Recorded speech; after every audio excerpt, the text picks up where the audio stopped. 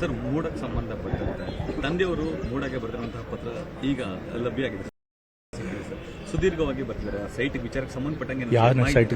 ಅದೇ ಕೆಸರದು ಭೂಮಿ ಆಗ್ಬೋದು ಅಥವಾ 14 ಸೈಟು ಕೆಸರಿದಕ್ಕೆ ಯಾವುದಕ್ಕೂ ಅಪ್ಪ ಬರ್ದಿಲ್ಲ, ಲೆಟರ್ ಬರ್ದಿಲ್ಲ ಯಾವುದು ಲೆಟರ್.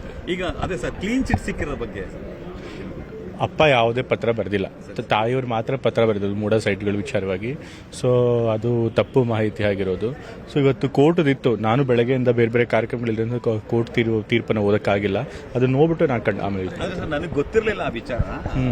ನನ್ನ ವೈಫು ಅವ್ರು ಬಂದು ಹೆಂಗ್ ಬಂತು ಆ ಥರ ಹೇಳಿದ್ದಾರೆ. ಮತ್ತೆ ಇದರಲ್ಲಿ ಸಿದ್ದರಾಮಯ್ಯ ಅವ್ರ ಪಾತ್ರ ಇಲ್ಲ ಅಂತ ಹೇಳಿ ಸ್ಪಷ್ಟಪಡಿಸಿದ್ದಾರೆ. ಈಗಾಗಲೇ ಲೋಕಾಯುಕ್ತ ಮೊನ್ನೆ ವರದಿ ಸಲ್ಲಿಕೆ ಮಾಡಿದ ಮೇಲೆ ಸ್ನೇಹಮಿ ಕೃಷ್ಣ ಅವ್ರು ಕೊಟ್ಟಂಥ ಒಂದು ಕಾಪಿ ಏನು ಕೊಟ್ಟಿದ್ದಾರೆ ಅದರೊಳಗೆ ಸೇಮ್ ಇದೇ ವಿಚಾರಗಳನ್ನು ಹೇಳಿದ್ದಾರೆ. ಯಾವುದೇ ಸಾಕ್ಷ್ಯಾಧಾರಗಳಿಲ್ಲ, ಸಿದ್ದರಾಮಯ್ಯ ಅವರು ಪ್ರಭಾವ ಬೀರಿದ್ದಾರೆ ಅಂತ ಹೇಳಿದ್ರು. ಇದಕ್ಕೆ ಪ್ರಭಾವ ಬೀರೋ ಅವಶ್ಯಕತೆನೂ ಇಲ್ಲ. ಯಾಕೆ ಅಂತಂದ್ರೆ ಮೂಡಾದ ಎಲ್ಲ ಪಾಲಿಸಿ ಎಲ್ಲರಿಗೂ ಕೊಟ್ಟಿದ್ದಾರೆ, ಬೇರೆಯವ್ರು ಕೊಟ್ಟ ಹಾಗೆ ನಮಗೂ ಕೊಟ್ಟಿದ್ದಾರೆ. ಸೊ ಅದರೊಳಗೆ ಪ್ರಭಾವ ಮಾಡುವಂಥ ಅವಶ್ಯಕತೆ ಆದರೂ ಏನು ಬಂದಿದೆ.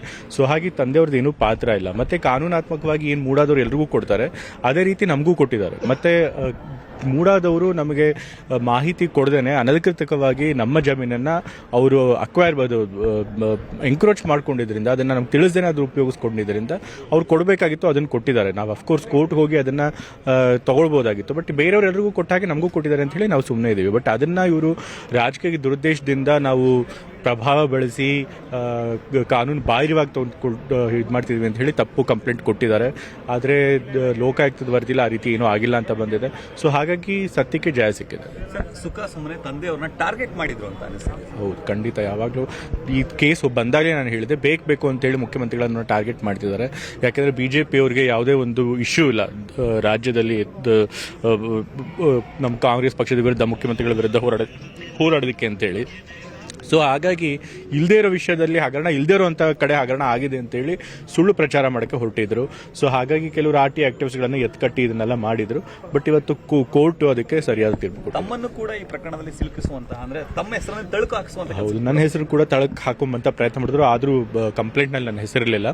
ಬಟ್ ಆದರೆ ನಾನು ಕೂಡ ಆ ಸಮಯದಲ್ಲಿ ಮೂಡ ಮೆಂಬರ್ ಆಗಿದ್ದರಿಂದ ನಾನು ಕೂಡ ಪ್ರಭಾವ ಬೀರಿದ್ದೀನಿ ಅಂತ ಹೇಳಕ್ಕೆ ಹೋದ್ರು. ಬಟ್ ಆದರೆ ಎಲ್ಲೂ ಕೂಡ ದಾಖಲೆಗಳಲ್ಲಿ ನಾನು ಅದರ ಬಗ್ಗೆ ಮಾತನಾಡಿಲ್ಲ. ಮೂಡ ಮೀಟಿಂಗ್ನಲ್ಲಿ ಕೂಡ ಈ ಸ್ಪೆಸಿಫಿಕ್ ಕೇಸ್ ಬಗ್ಗೆ ಮಾತನಾಡಿಲ್ಲ.